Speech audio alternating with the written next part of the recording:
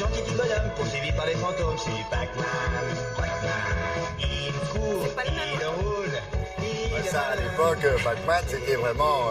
On est loin de Pac-Man. C'était enfantin. Ouais. C'était quoi, les années 80? C'est le début des années 80? Bon, enfin, depuis de nombreuses années, à part ça, certains jeux vidéo font fureur chez les jeunes. Ce sont des sagas dans lesquelles les joueurs peuvent transgresser les lois. Vous connaissez peut-être ça. Mais là, vous allez voir, c'est non seulement violent, mais on a, semble-t-il, franchi une étape, non? Oui, ils sont très connus, ces jeux, notamment des ados, des juniors et des jeunes adultes, parce que ce sont les jeunes adultes, voire les hommes, souvent de 30, 40 ans, qui jouent. Call of Duty, GTA, Grand Theft Auto, ce sont des jeux, des noms très connus, et c'est une industrie colossale, notamment outre-Atlantique, mais en France aussi. Alors ce sont des sagas, des jeux de guerre à la première personne, c'est-à-dire vous pouvez vous mettre en scène, vous êtes en scène et vous tuez impunément des gens dans la rue. Il n'y a aucune règle morale et aucune règle sociale. Vous pouvez vous permettre de transgresser toutes les lois, et il y a donc non seulement de la violence, parce que ce sont des jeux de guerre, des jeux d'armes, mais aussi une grande amoralité.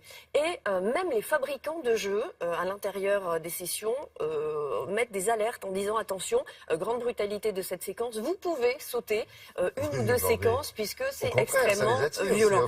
Voilà, vous investissez la peau d'un gangster, c'est un profil inaccessible dans le quotidien, évidemment, mais là, ça permet de défouler les instincts les plus bas, et justement, c'est tout ce qui fait l'intérêt et le succès de ce jeu, qui sont interdits aux moins de 12 ans et aux moins de 18 ans. Mais ça, les parents ne le savent jamais, puisqu'il y a une toute petite vignette, moins de 12 ans, moins de 18 ans. Et quand les enfants rentrent à la maison avec ces jeux-là, eh ben, on se dit, moins de 12 ans, moins de 18 ans, oui, mais les autres copains jouent aussi à l'école. Donc, l'intérêt, vous, en tant que parent, c'est de vérifier, de regarder, de participer. On a sollicité l'avis d'un pédopsychiatre qui nous en dit plus.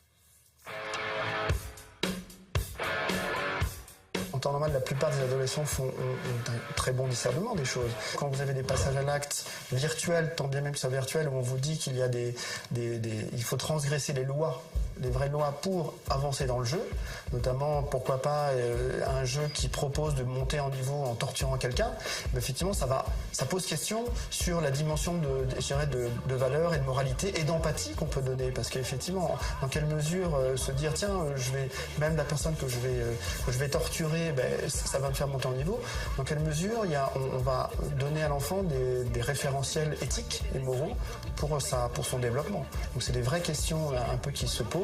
Il ne faut pas non plus démoniser les jeux vidéo, il y a des enfants qui prennent suffisamment de recul, mais voilà, il faut vraiment regarder comment son enfant va interagir avec le jeu, va réagir, avant de pouvoir le laisser tout seul jouer. Il y a des jeux qui n'ont pas forcément la même valeur symbolique et la même valeur de référentiel pour l'enfant. Et puis des enfants qui ne vont pas avoir la même réaction face au jeu.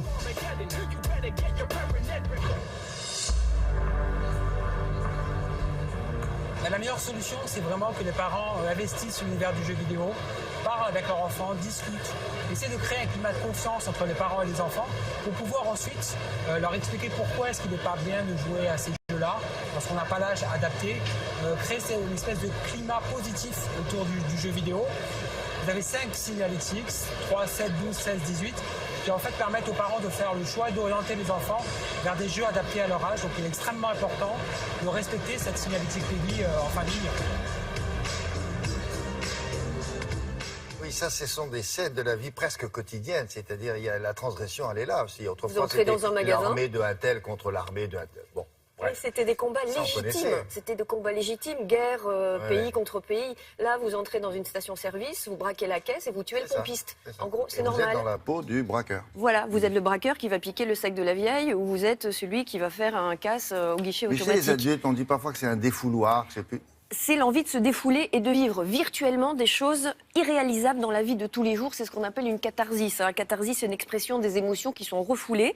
Encore ne faut-il pas, à force d'y jouer, confondre l'immoralité de ces jeux avec la vraie vie qui dépend, on le sait, à une morale et à des règles sociales. Bon, bonne chance aux parents. Merci. La vignette. Ouais, la vignette, il faut bien la regarder. Allez, c'est petit.